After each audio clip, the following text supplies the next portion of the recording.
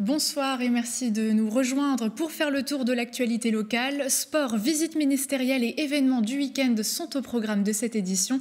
Voici les titres de ce lundi 24 octobre.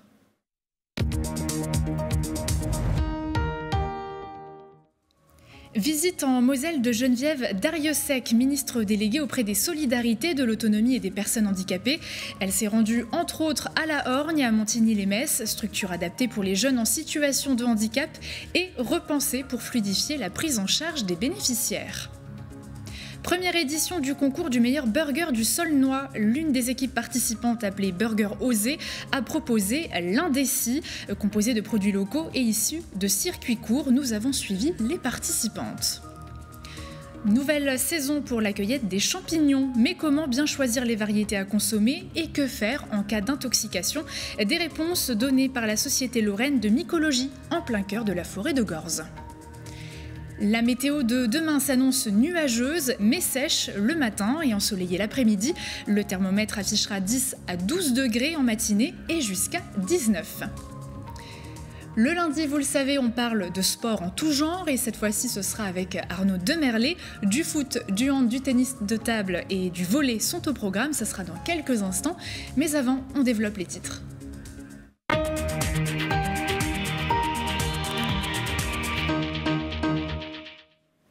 Et on démarre donc cette édition avec la visite ministérielle. Ce matin, Geneviève Darrieussecq, ministre déléguée auprès des solidarités, de l'autonomie et des personnes handicapées, s'est rendue en Moselle. Nous l'avons suivie lors de sa visite de différentes structures qui accompagnent les enfants en situation de handicap.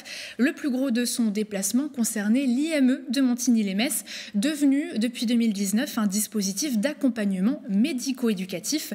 L'occasion de lui présenter les bénéfices d'une telle structure et d'en faire potentiellement un exemple pour le reste de la France. La ministre Geneviève Darrieussecq, chargée des personnes handicapées, s'est prêtée à une activité de bricolage ce matin auprès des quelques enfants de la Horgne à Montigny-lès-Metz. Anciennement appelée Institut médico-éducatif, la structure s'est transformée en dispositif d'accompagnement médico-éducatif. C'était en 2019, après avoir répondu à un appel à projet de l'ARS. Cette restructuration apporte plus de souplesse dans la prise en charge des jeunes souffrant de handicap. On peut effectivement faire bénéficier toutes les prestations de l'IME, de l'internat, du semi-internat, de l'ambulatoire, du CSA, du service d'accueil familial, de l'unité autiste, à l'ensemble des élèves. On n'a plus de rupture de parcours puisqu'on est agile.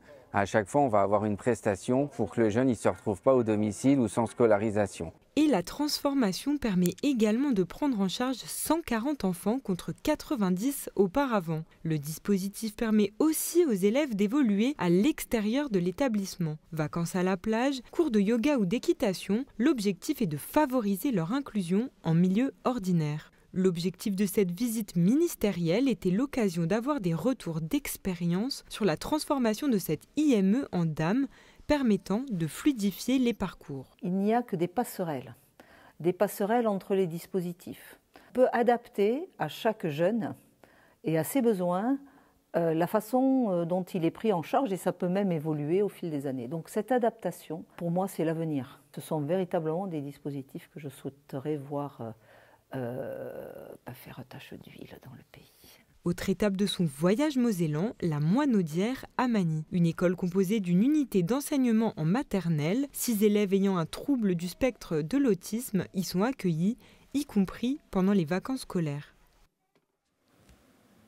Évasion fiscale maintenant, sujet qui revient sur le devant de la scène avec la crise énergétique qui pèse sur le portefeuille des Français, mais qui entraîne aussi des super profits pour certaines entreprises. À la demande du président de la commission des finances à l'Assemblée, Charlotte Leduc, députée NUPES de la 3e circonscription de la Moselle, a présenté ce lundi la première mouture de son rapport sur l'évasion fiscale. Justement, parmi les mesures proposées, la taxation de 25% des bénéfices de toutes les entreprises et des rémunérations plus attractive pour les agents du fisc. Un débat face aux autres députés est prévu le 10 novembre prochain. De son côté, François Braun, ministre de la Santé, a annoncé le soutien de l'État envers les hôpitaux avec un plan d'action à hauteur de 150 millions d'euros. L'objectif, répondre aux besoins urgents des services hospitaliers en tension comme ceux pédiatriques touchés par l'épidémie précoce de bronchiolite chez les tout-petits. Et on passe maintenant à un tout autre sujet. Symbole de la malbouffe, le hamburger peut aussi se faire de manière équilibrée et locale. La preuve lors du concours Hamburger organisé par la Fédération départementale des foyers ruraux de Moselle. Dimanche après-midi à la salle polyvalente de Château-Salin, 3 équipes se sont affrontées pour réaliser le meilleur burger du Saulnois. Retour en images sur l'événement. Ces 4 apprentis chefs s'affairent en cuisine. Passionnées de burgers, elles coupent, cuisent, tartinent et garnissent. Pas trop de cranberry, faut être sûr, faut qu'il y ait du jus, des oignons et des cranberries. Okay. Objectif de l'équipe des burgers osés, confectionner 5 sandwichs en seulement 30 minutes. La cuisine nous a fait un peu des siennes, donc on n'avait qu'un seul feu pour réchauffer tous nos aliments et pour procéder à la préparation, ce qui nous a fait perdre un peu de temps dans le dressage du burger. Dans l'assiette, l'indécis, un burger aux saveurs sucrées et salées, préparé avec des produits locaux et issus de circuits courts. On est sur un pain artisanal fait maison, un buns, avec des noix sur le dessus. En dessous, en commençant par le bas, on a le confit de tomate au cranberry, un petit chutney d'oignon rouge, une feuille de laitue, la mozzarella, le steak haché charolais provenance Lorraine, une aubergine grillée, de la gorgonzola et une légère crème moutardée pour clôturer le buns. Après les explications, place à la dégustation. Et le burger affole les papilles du jury, composé de 5 membres professionnels et amateurs. Ce qu'on retient du burger, c'est l'équilibre. Et voilà, le gorgonzola, il est atténué par l'aubergine. Le chutney d'oignon et de cranberry, il remplace le ketchup. Donc c'est bien, j'ai beaucoup aimé. Le fait du dessus de noix sur le pain amène une mâche supplémentaire qui fait que ce hamburger était plutôt bien réussi. Mais l'indécis a-t-il réussi à se démarquer de ses 2 concurrents? C'est l'heure du verdict. Nous avons l'hamburger nommé l'indécis à la première place. Toutes mes félicitations. Ça s'est pas gagné. Je pensais vraiment que ça allait être du coup notre équipe adverse qui allait gagner. Et sinon, je suis vraiment très contente et je suis fière de mon équipe. Voilà. Avec ce titre, du meilleur burger du Saulnois, le Burger Osé envisage de se lancer dans l'événementiel pour faire partager leurs recettes gourmandes au plus grand nombre. Et à Montigny-les-Metz, on ne vous demande pas de voter pour de la nourriture, mais bien pour 3 projets préférés sur les 9 proposés par la commune. Installation de barbecue, rajout d'équipements pour les vélos ou encore sécurisation et aménagement de certaines rues et places. Sur le site internet et en mairie, vous pouvez retrouver un descriptif et le budget estimé de chaque projet. Vous avez jusqu'au 31 octobre pour participer en ligne ou via un bulletin papier à l'hôtel de ville et mairie de quartier. Les lauréats seront dévoilé courant du mois de novembre. Culture maintenant, ce week-end, la compagnie belge Klankenest proposait un spectacle musical pour enfants. Petite particularité, celui-ci était accessible aux tout-petits dès 4 mois. Un moment poétique que les bambins ont pu partager avec leurs parents. Regardez. C'est dans une ambiance tamisée que les premières notes de violoncelle s'élèvent dans la salle. Et dès les premières secondes, les tout-petits sont envoûtés.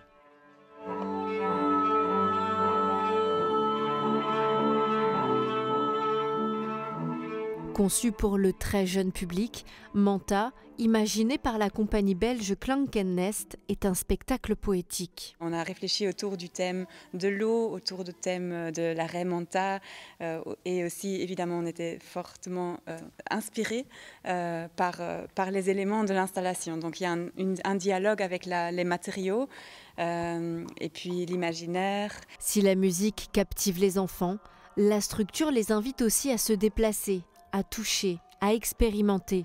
Tous les petits escaliers, c'est tout au niveau des enfants, aussi très sécure pour tu peux tomber, tu ne fais pas mal. Les couleurs, les petits tapis, c'est tout très gentil et tout, très doux.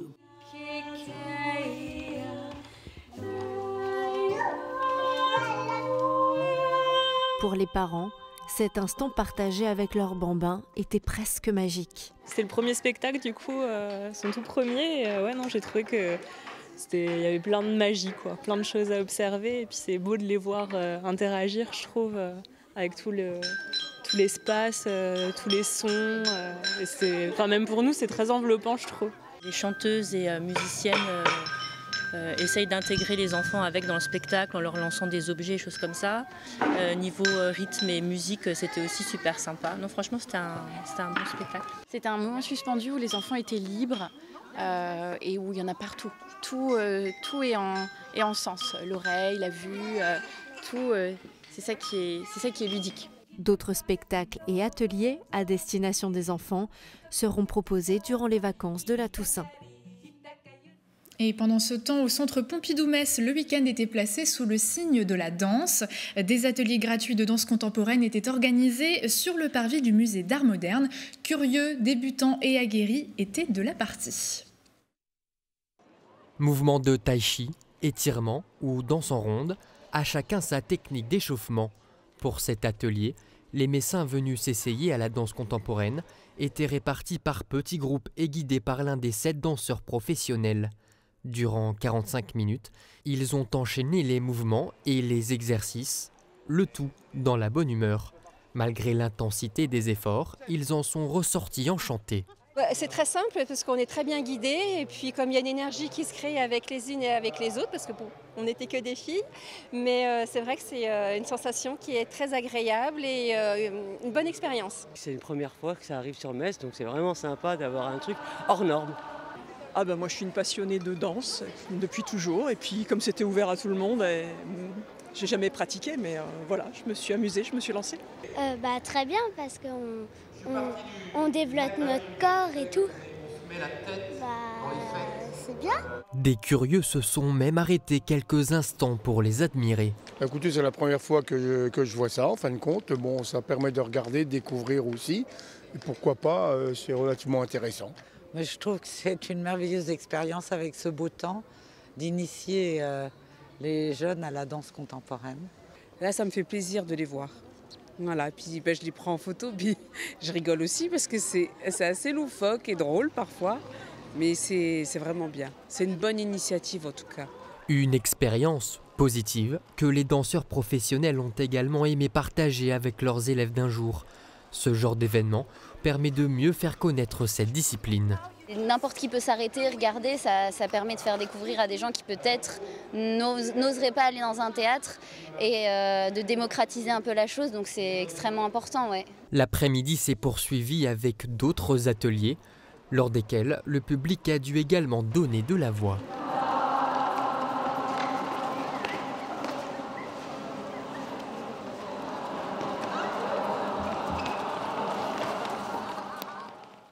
Et on continue en mouvement avec la chronique sport.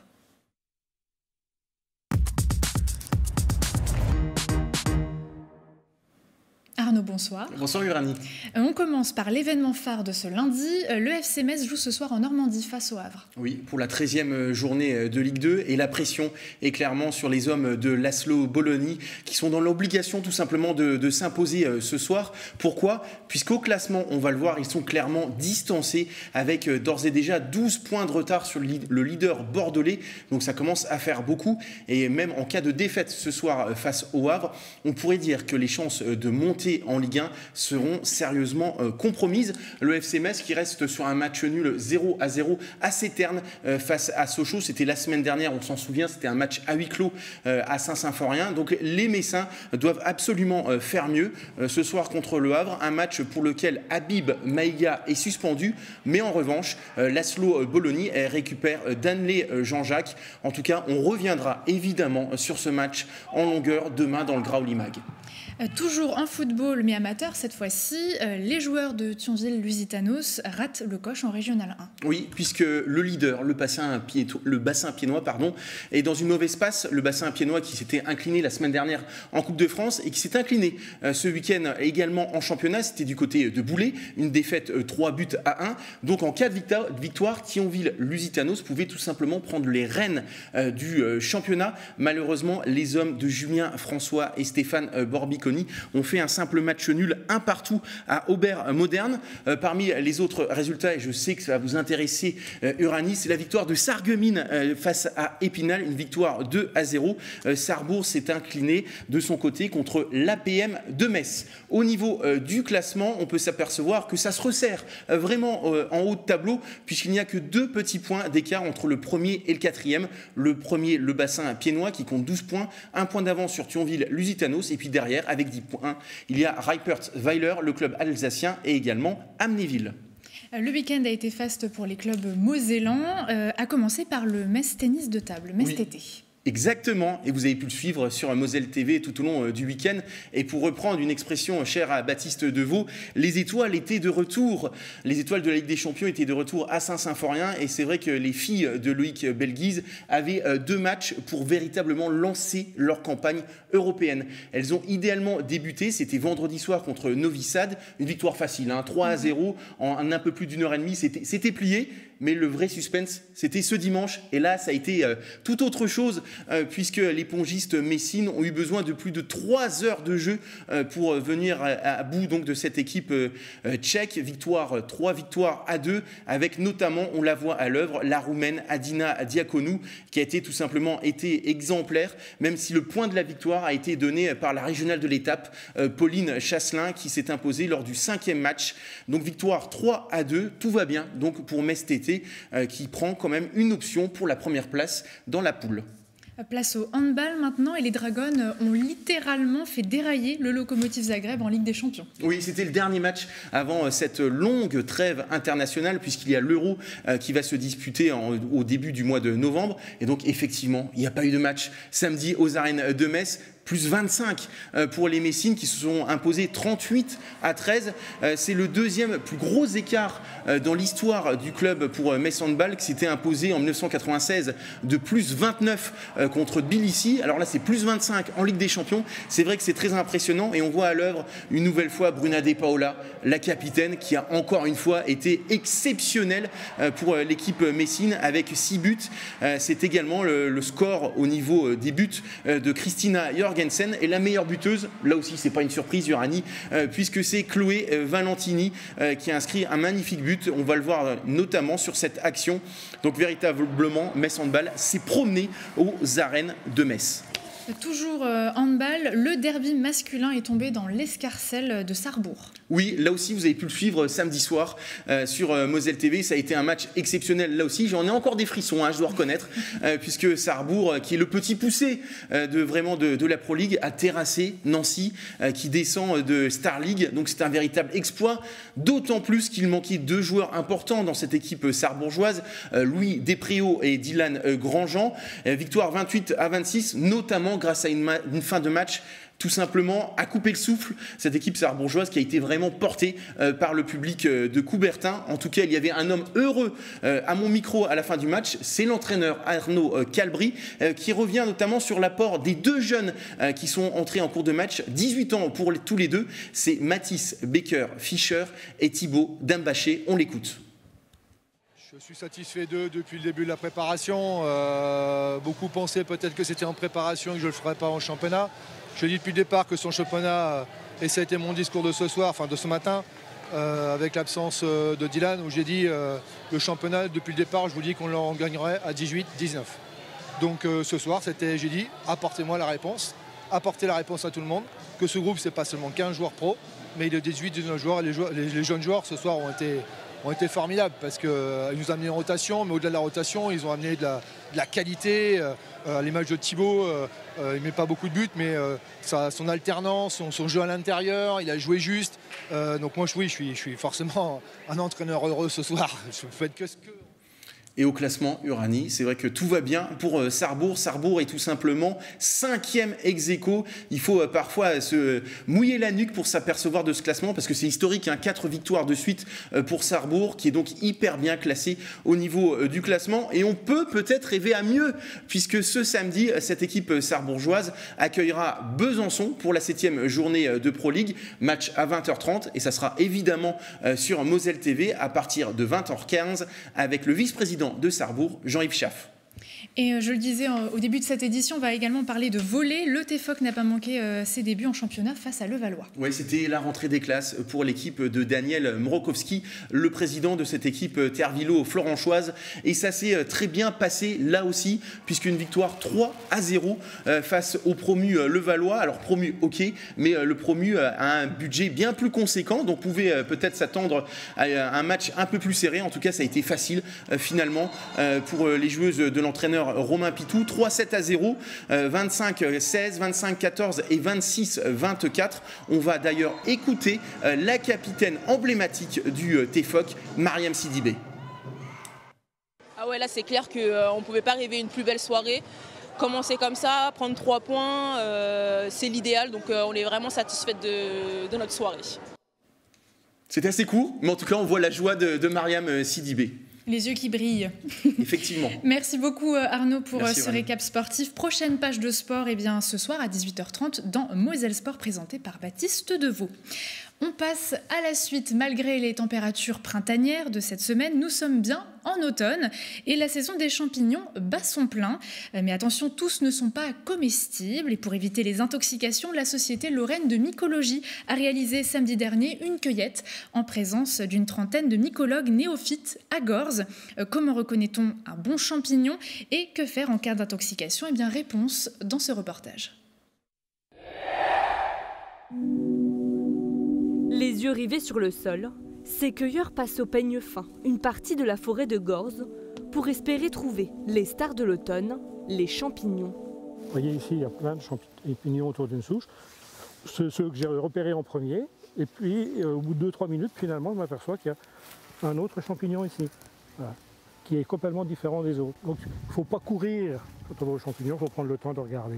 Après 1h30 de cueillette, les paniers plus ou moins remplis regorgent d'espèces différentes, armilières, cortinaires, bolets, lactaires. Nous, ce qu'on fait tout de suite, paf, regardez ce qui apparaît du lait. Alors, tout ce qui est en dehors des lactaires à lait orangé, on met de côté, il n'y a rien d'intéressant à manger. Pour les identifier, les champignons, cueillis dans leur intégralité, du chapeau aux pieds, sont scrutés à la loupe. Bien entendu que l'odeur a son importance, mais ce qui est surtout important, c'est de retourner le champignon et regarder l'envers. Quand on a des tubes, on est dans les bolets au sens large. Si on a des plis, on est au voisinage des chanterelles en général. Si quelques champignons sont comestibles, la majorité d'entre eux sont sans intérêt, voire toxiques. Ça peut aller donc du trouble digestif, ça peut aller donc à la rhabdomyolyse, c'est-à-dire l'attaque des muscles, ça peut même après avoir une atteinte hépatique au niveau du foie, les reins, et donc après entraîner des problèmes hépatiques, rénales, qui vont entraîner à la dialyse et donc possiblement la mort si c'est pas pris en charge assez vite.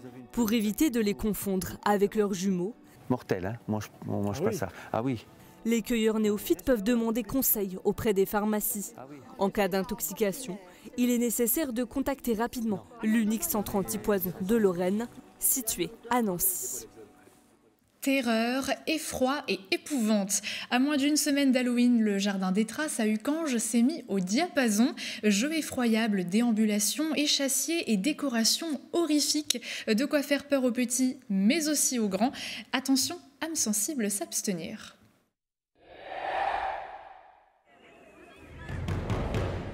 Squelettes, araignées géantes, outils de torture ensanglantés, la terreur a envahi les 4 hectares du jardin des Traces.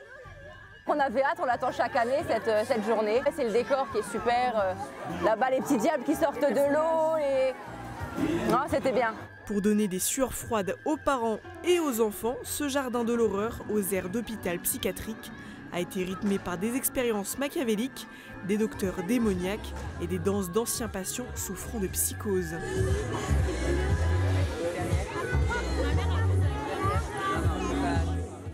Dans les allées, les horrifiques bonnes sœurs et terrifiantes sorcières côtoient des charmantes citrouilles et les fameux super-héros. Il n'y a pas d'âge pour se déguiser. Chaque année, on sait qu'il y a ici, donc on vient tout le temps faire un petit tour avec ses enfants, du coup avec mes neveux. Et puis on aime bien se déguiser. Il y avait des très beaux costumes, les enfants se sont éclatés. Pour entrer dans cet antre de l'horreur et se procurer des sensations fortes, comptez 3 € l'entrée pour les plus de 5 ans. Et si vous êtes assez intéressé et téméraire, vous pouvez découvrir ce jardin hanté jusqu'au 6 novembre. Notre dernière image nous fait vivre le démarrage du chantier pour la création d'une mare artificielle à Bettevillers, en Moselle-Est. Un projet à hauteur de 44 000 €, dont 12 000 investis par la commune et en partenariat avec le parc naturel régional des Vosges du Nord. L'objectif, recréer de la biodiversité locale et bénéficier d'un support pédagogique pour les écoles qui se trouvent à proximité. Des plantations seront réalisées autour de la mare courant du mois de décembre. Pour la suite de votre soirée, enfilez une tenue adaptée pour suivre le nouveau numéro de Moselle Sport. Très belle soirée et à demain.